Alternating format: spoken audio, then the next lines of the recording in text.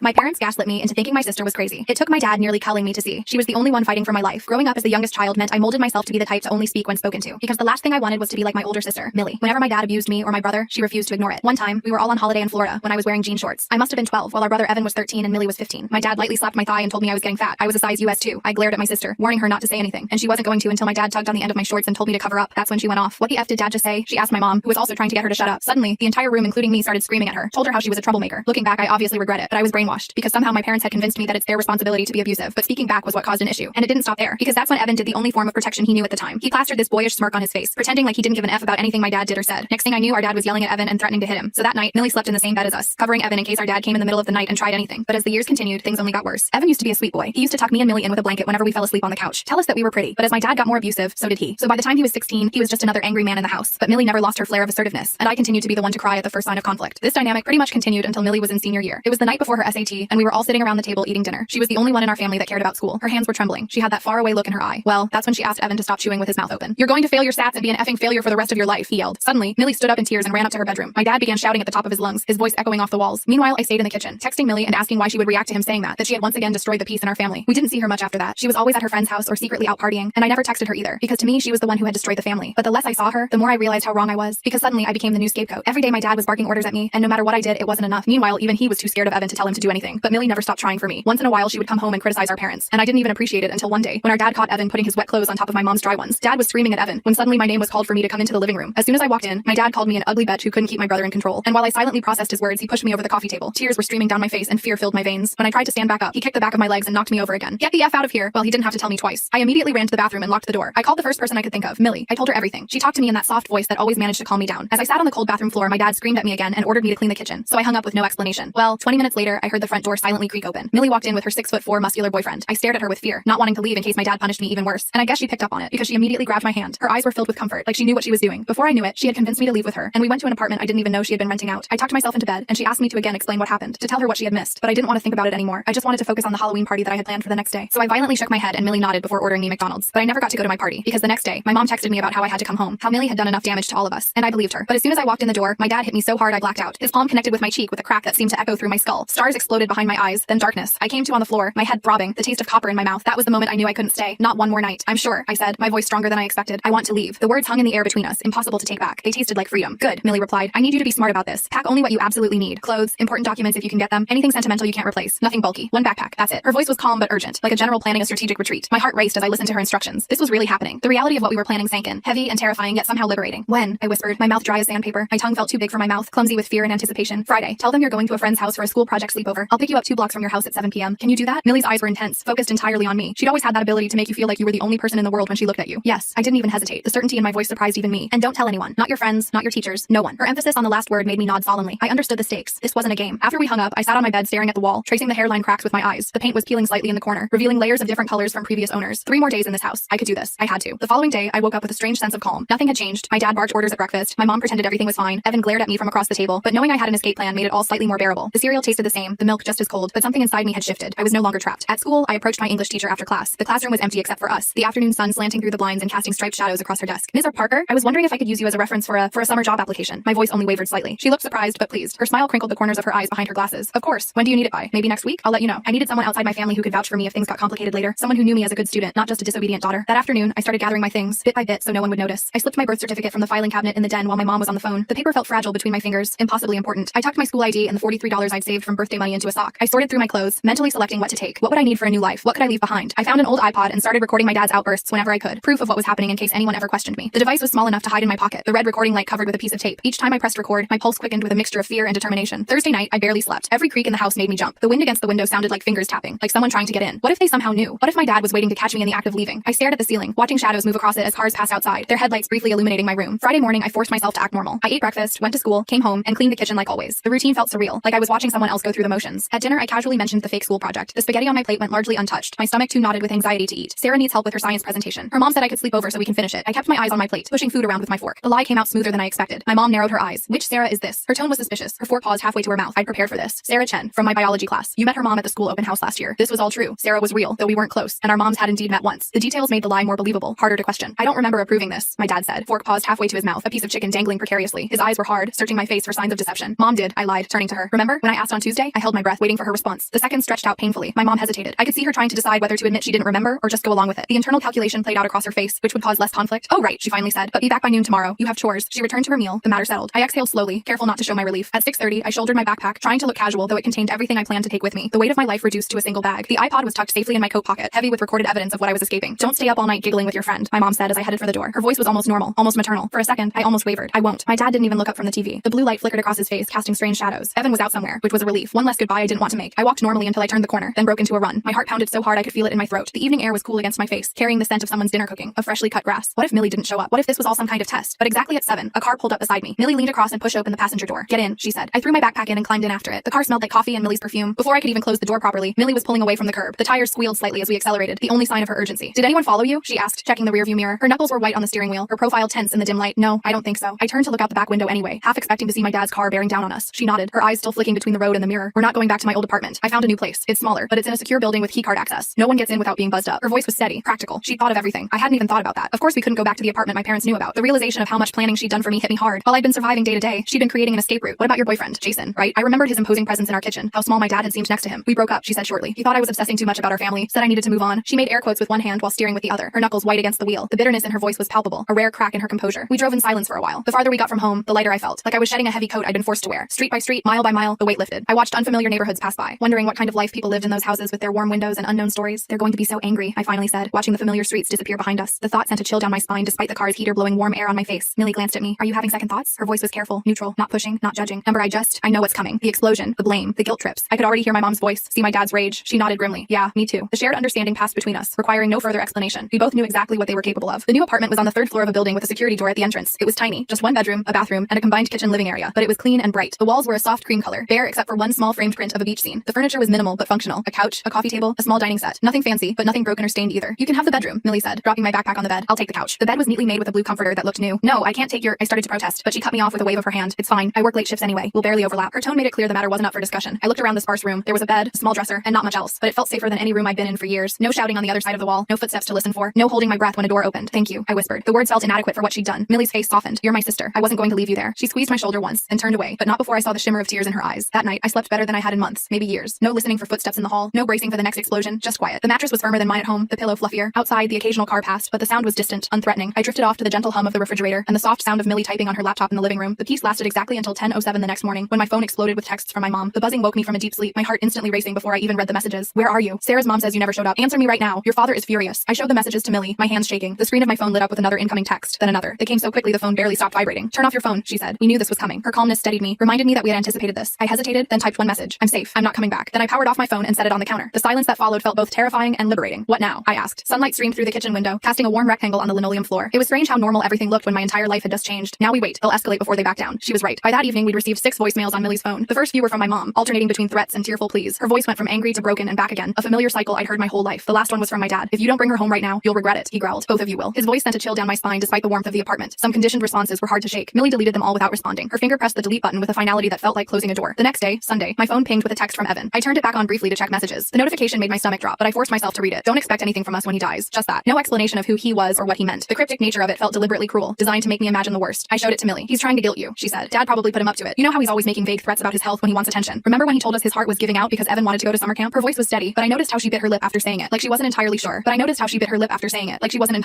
A small gesture that betrayed her own worry, despite her reassuring words. The possibility that something might actually be wrong nagged at me, but I pushed it away. We'd heard too many false alarms to trust this one. Monday morning, Millie helped me enroll at a new school. We had to use her address and say she was my guardian, which wasn't technically true, but the administration didn't ask too many questions. The school was larger than my old one, the hallways wider and brighter. No one stared at me as we walked through the office. I was just another new student, unremarkable and unknown. What if they come looking for me? I asked as we walked back to the apartment. The question had been weighing on me since we left. The sidewalk was cracked in places, small weeds pushing up through the concrete, persistent life finding a way through. They might, she admitted, but they'd have to admit why you left in the first place, and I don't think they want that kind of attention. Her logic made sense, but it didn't completely ease my fear. I still found myself looking over my shoulder, scanning faces in crowds for my dad's angry glare or my mom's disapproving frown. That night, I discovered my parents had found another way to attack. My phone lit up with messages from relatives and family friends I hadn't spoken to in years. Aunts, uncles, cousins, neighbors, people I barely remembered were suddenly very concerned about my whereabouts. Your poor mother is worried sick. How could you do this to your family? Your father says you've been hanging out with a bad crowd. The story they were telling was that I'd run away to live with a boyfriend, that Millie had encouraged me to rebel, that I was breaking my parents' hearts. Each message twisted the knife, rewriting our history to make me the villain. The familiar guilt crept back in, the programming so deep it was hard to resist. They're trying to control the narrative, Millie said when I showed her. They know if people hear what really happened, they'll lose their perfect family image. She scrolled through the messages, her expression hardening with each one. The lamp cast shadows across her face, making her look older, wearier. I scrolled through the messages, feeling sick. The words blurred together, a chorus of accusations and guilt trips. No one's going to believe us, are they? The thought was devastating. something, that after everything, we might still be the ones painted as wrong. Millie was quiet for a moment, then she said, "Show me those recordings again." Her voice had that determined edge I recognized. She was formulating a plan. I pulled out the iPod and played a few of the clearest ones. My dad screaming about what a disappointment I was, the sound of something, me, hitting the coffee table. My mom's cold voice telling me to clean up my own blood. The audio was tinny through the small speaker, but the rage in his voice was unmistakable. The fear in mine undeniable. "People will believe this," Millie said firmly. "We just need to be strategic about who we send it to." Her confidence bolstered mine. Maybe the truth could win out after all. We started with Aunt Dorothy, my mom's sister, who had always been a little kinder than the rest of the family. She lived 3 states away and only saw us at major holidays, but she'd always brought thoughtful gifts and asked genuine questions about our lives. We sent her a brief email explaining that I'd left home because of abuse, with one audio clip attached. The message was simple, factual, without emotional appeals. Her response came the next morning. "I always suspected. Your mom has been making excuses for your dad's temper for years. What do you need?" It wasn't much, but it was something. A crack in the wall of silence. A tiny beam of light breaking through. Next was my mom's friend Margaret, who had 2 daughters my age and had always been nice to me. She'd once slipped me $20 when my dad refused to give me money for a school field trip, whispering that it could be our secret. Then my dad's cousin Bruce, who had once pulled my dad aside at a family barbecue after he'd yelled at Evan in front of everyone. Bruce had spoken in low, intense tones, his hand gripping my dad's arm tightly. My dad had been quieter for the rest of that day. Some people never responded. Some sent back shocked messages. A few, like Aunt Dorothy, offered help, money, a place to stay if we needed it, connections to resources. Each supportive response felt like a small victory, a validation that we weren't crazy, that what happened to us wasn't normal or acceptable. "See," Millie said, "not everyone is like them." She showed me a message from our mother's college roommate, who wrote that she'd cut contact with our mom years ago because of concerning patterns she'd noticed. The knowledge that others had seen through my parents' facade was strangely comforting, but the backlash was swift. My parents doubled down on their story, telling anyone who would listen that I was troubled, that I was making things up for attention, that Millie had always been a bad influence. The campaign was coordinated and relentless. They called in favors, leveraged old relationships, spun tales of their perfect family being torn apart by rebellious daughters. My dad's brother called Millie directly. The phone rang late one evening as we were cleaning up after dinner. Millie answered on speaker, her voice neutral until she heard who it was. "You need to stop this right now," he said, his voice cold. "You're tearing this family apart with your lies." He sounded so much like my dad it made my skin crawl. The same cadence, the same underlying threat. "They're not lies," Millie shot back, and the family was already broken. Her voice didn't waver, didn't crack. She stood tall, shoulders back, as if he could see her through the phone. He hung up on her. The dial tone buzzed loudly in the quiet apartment. Millie set the phone down carefully, her movements controlled, but I could see the slight tremor in her hands. Standing up to them still took a toll, even now. 2 weeks after I left home, I still hadn't been back to school. The new school was okay. No one knew me, which meant no one asked questions, but I felt like I was sleepwalking through the days. The classrooms were unfamiliar, the teachers' names hard to remember. I drifted from class to class, taking notes mechanically, speaking only when called on. At night, I had nightmares about my dad finding me, dragging me back home. In the dreams, I couldn't run fast enough, couldn't scream loud enough. I'd wake up gasping, sheets twisted around my legs like restraints. Sometimes Millie would be there, a glass of water in hand, as if she'd sensed my distress from the other room. "Maybe we should talk to someone official," I suggested one evening, like report them or something. We were sitting on the couch, the TV on low in the background, some sitcom with a laugh track that felt jarring against our serious conversation. Millie looked up from her laptop. "We could, but without physical evidence of recent abuse, it might not go anywhere. And if it doesn't," she didn't need to finish the sentence. "If we reported them and nothing happened, they'd be even angrier, even more determined to get me back. The system that was supposed to protect people like us often failed, leaving them more vulnerable than before." "What about the recordings?" I asked. The iPod sat on the coffee table between us, innocent looking despite its damning contents. "They help, but," she sighed, "the system doesn't always work the way it should, especially when the parents are good at presenting themselves as normal." Her fingers tapped a restless rhythm on the keyboard, betraying her frustration. I nodded, remembering how charming my dad could be when he wanted to, how my mom could turn on the concerned parent act in an instant, how they'd fooled teachers, neighbors, friends for years. The thought of facing them in court, of being forced to see them again, made my stomach churn. So what do we do? The question hung in the air between us, heavy with implications. Millie closed her laptop. "We keep building our case, and we make sure as many people as possible know the truth." Her determination was unwavering, a constant in my shifting world. That night I couldn't sleep. I kept thinking about all the other kids like me, trapped in homes where no one believed them, where they had no Millie to help them escape. Kids who went to school with bruises hidden under long sleeves, who flinched at loud noises, who never invited friends over. How many of them were lying awake right now, planning their escape, or worse, believing they deserved what was happening to them? I got up and went to the living room, where Millie was still awake, scrolling through her phone. The blue light illuminated her face in the darkness, highlighting the shadows under her eyes. She looked up when I entered, immediately alert. "I want to tell our story," I said. "All of it, publicly." The words came out with a certainty that surprised me. She looked up, surprised. "Are you sure? Once it's out there, you can't take it back." Her concern was valid. Going public would mean exposing ourselves completely, opening our lives to scrutiny and judgment. I'm sure, and I was. For the first time in a long time, I felt absolutely certain about something. The next day, I sat down and wrote everything, from my earliest memories of my dad's rage to the final blow that knocked me unconscious. I described my mom's enablement, Evan's transformation, Millie's attempts to help. The words poured out of me, years of silence finally breaking. I didn't use our real names, but I included enough details that anyone who knew us would recognize the story. When I finished, I read it to Millie. Her eyes were wet by the end. "It's perfect," she said. "But are you absolutely certain you want to post this?" Her hand rested on mine, warm and steady. I nodded. "I want other kids to know they're not alone, and I want our parents to know they can't silence me anymore." The decision felt right, like stepping into sunlight after years in a dark room. I created a new social media account and posted my story, along with a few of the clearest audio clips. Then I sent the link to everyone in our extended family and my parents' social circle. My finger hovered over the send button for just a moment before pressing it firmly. No going back now. The response was immediate and overwhelming. Messages poured in, some supportive, some accusatory, some from complete strangers sharing similar experiences. My post was shared hundreds of times within the first day. People I'd never met were commenting, sharing their own stories, offering resources and support. It was like a dam had broken, releasing a flood of shared pain and resilience. And then came the fallout. My mom's church friends stopped visiting their house. My dad lost a part-time contract job when his boss recognized his voice from one of the audio clips. Evan dropped out of school and, according to Aunt Dorothy, started disappearing for days at a time. Their carefully constructed facade was crumbling, exposing the rot beneath. "You've ruined everything," my mom texted me. "I hope you're happy." The message came late at night, probably after a few glasses of wine. I could almost hear her bitter tone through the text. I didn't respond. For the first time, I truly understood that their happiness had always depended on my silence, my compliance, my willingness to absorb their abuse without complaint. Their perfect family was built on my broken spirit, and I refused to rebuild it for them. A month after my post went viral, Millie and I were eating dinner when someone pounded on the apartment door. The sound was so unexpected, so violent, that I dropped my fork with a clatter. We froze, looking at each other in alarm. The pounding came again, harder this time, making the door rattle in its frame. "Who is it?" Millie called, not moving from her chair. Her voice was steady, but I could see the tension in her shoulders, the way her hand slowly reached for her phone. "Open this door right now." My dad's voice, slurred but unmistakable. My blood turned to ice. The room seemed to tilt around me, the walls closing in. I couldn't breathe, couldn't move. "How did he find us?" I whispered, my voice barely audible over the continued pounding. My hands gripped the edge of the table so hard my knuckles turned white. Millie grabbed her phone. "I don't know, but he's not getting in." Her voice was calm, but her eyes betrayed her fear. She dialed quickly, speaking in low, urgent tones to someone on the other end. Later, we discovered that one of our distant relatives, cousin Roy, had seen us at a nearby grocery store and tipped off my parents. He'd always been my dad's favorite drinking buddy and apparently felt more loyalty to him than to our safety. The betrayal stung, even though we'd never been close to Roy. The pounding continued, along with a stream of threats and obscenities. Each impact made me flinch. Each word brought back memories I'd been trying to suppress. Millie called the building manager, who said he was calling the police. The minutes stretched endlessly as we waited, listening to my dad's rage through the door. Your father's hammered, she whispered to me. He's making a scene in front of all the neighbors. There was a grim satisfaction in her voice. He was showing his true colors to strangers, confirming everything we'd said about him. I nodded, too terrified to speak. We sat in silence, listening to my dad's rage through the door. His words slurred together, but the hatred in them was clear enough. I know you're in there. You can't hide from me. His voice was hoarse from shouting, but he showed no signs of stopping. I could picture him on the other side of the door, face red, veins bulging in his forehead like they always did when he was in a rage. Then suddenly, other voices, the building manager, and then the firm tones of police officers. The shouting stopped. We heard muffled conversation, then footsteps moving away. The sudden silence was almost as jarring as the pounding had been. The building manager knocked softly. He's gone. The police escorted him off the property and issued a trespass warning. Are you both okay? His voice was kind, concerned in a way that made my throat tight with unexpected emotion. Yes, Millie called back, though her face was pale. Thank you. We listened to his footsteps retreat down the hall before either of us moved. The danger had passed, but the fear lingered, a heavy presence in the room. That night we packed our essential belongings again. The routine was becoming familiar. What to take, what to leave, how to disappear. The next morning, Millie called in sick to work, and we moved to a different apartment in another part of the city, one where our parents wouldn't find us. The new place was even smaller than the last, but it had a deadbolt and a peephole in the door. Small comforts that meant everything. We can't keep running forever, I said as we unpacked in the new place. Boxes surrounded us, our lives once again reduced to the essentials. The constant movement was exhausting, the vigilance draining. We won't have to, Millie promised. They'll give up eventually. She arranged mugs in the cabinet, creating a semblance of home in this new space, but I wasn't so sure. My dad's rage had always been relentless, and now we'd humiliated him publicly, made him lose face with his friends, his colleagues, his community. People who had once respected him now whispered behind his back. His pride wouldn't let that stand. 2 months after we moved to the new apartment, I got a single text from Evan. You were right, I'm sorry. I stared at it for a long time, my thumb hovering over the reply button. The message was timestamped 2:17 a.m., sent in the middle of the night, perhaps in a moment of clarity or regret. Part of me wanted to respond, to ask if he was okay, to tell him he could join us if he wanted to escape too. The brother I remembered from childhood, the one who tucked blankets around me and told me I was pretty, still existed somewhere inside the angry young man he'd become. I wanted to reach that person, to offer him the same lifeline Millie had thrown to me. But another part remembered how he'd changed, how he'd become my dad's mini-me, how he'd watched my abuse and done nothing, how he'd participated in it, adding his own cruelty to the mix. The memory of pasta flying from his mouth as he screamed at Millie was still vivid, still painful. I deleted the message without responding. Maybe someday I'd be ready to forgive him, to help him, but not yet. Not when the wounds were still so fresh. The nightmares gradually became less frequent. I started therapy, funded partly by Millie and partly by a part-time job I picked up at a bookstore. The quiet environment suited me, the orderly rows of books comforting in their predictability. I made a few friends at school. I stopped flinching when people raised their voices. Small victories, but meaningful ones. One day, I realized I wasn't wearing my mom's necklace anymore. I couldn't even remember when I'd taken it off or where I'd put it. It felt symbolic somehow, the breaking of the last chain tying me to that house. The small gold heart had once seemed precious, a rare token of affection from a woman who rarely showed it. Now it seemed like what it was, a cheap trinket given to buy my silence and compliance. Millie noticed the change in me too. You stand taller now, she said one evening. You look people in the eye. We were washing dishes together. The mundane task transformed into something peaceful by the absence of tension, of fear. I smiled. I learned from the best. The compliment made her duck her head, embarrassed but pleased. As the months passed, the messages from my parents became less frequent, then stopped altogether. The last one, from my mom, simply said, I hope someday you'll forgive us. I didn't respond to that one either. Forgiveness might come someday, but it would be on my terms, not theirs. It would be because I was ready to let go of the pain, not because they deserved absolution. On the 1-year anniversary of the day I left home, Millie surprised me with a small cake after dinner. It was nothing fancy, just a simple chocolate cake with a single candle stuck in the center. But the gesture brought tears to my eyes. What's this for? I asked. The flame wavered slightly in the air between us, casting a warm glow on her face. Your Independence Day, she said, smiling. 1 year of freedom. Her eyes shone with pride, not just for me, but for us, for what we'd accomplished together. I blew out the single candle, making a silent wish for many more years just like it. Years of safety, of growth, of healing. Years where I could become the person I was meant to be, not the frightened girl I'd been forced to be. The next day, I sat down at my computer and started typing a new post. Not about trauma this time, but about healing. About finding strength in the aftermath of abuse. About building a new life from the ashes of the old one. The words came easily, flowing from a place of hard-won wisdom rather than pain. I titled it The Voice They Couldn't Silence and hit publish. My story no longer belonged to them. It belonged to me. The power of that realization settled over me like a warm blanket, comforting and secure. I sat back in my chair, watching the view count climb on my post. Within hours, it had reached thousands. Comments poured in, some from survivors sharing their own stories, others offering support, a few even asking how they could help friends in similar situations. It felt surreal to see my pain transformed into something that might actually help others. You're trending, Millie said, peering over my shoulder at the screen. How does it feel? She rested her hand on my shoulder, a gesture that once would have made me flinch, but now felt natural, comforting. I shrugged, not sure how to put it into words. Weird. Good weird, I think. How could I explain the strange mix of vulnerability and power, of exposure and freedom? My phone buzzed with a notification, another comment on my post, this one longer than most. I clicked to expand it, curious what this stranger had to say about my life. I never told anyone what happened in my house. Reading your story made me realize I'm not crazy. I'm showing this to my school counselor tomorrow. Thank you. The simple message hit me hard, bringing fresh tears to my eyes. Someone else would get help because I'd been brave enough to speak. My throat tightened. This is why I did it, I whispered to Millie, showing her the comment. This was the purpose that had emerged from my pain, to be the voice I'd needed to hear when I was trapped and silent. She squeezed my shoulder. You're braver than I was at your age. Her voice was thick with emotion, with pride. That's not true. You stood up to them when no one else would. I turned to look at her, this sister who had saved me in every way a person could be saved. And look where it got us, she said with a half smile, gesturing around our tiny apartment. The space was small but filled with light, with books and plants and small treasures we'd collected together. No shouting, no fear, no walking on eggshells. Exactly. Free.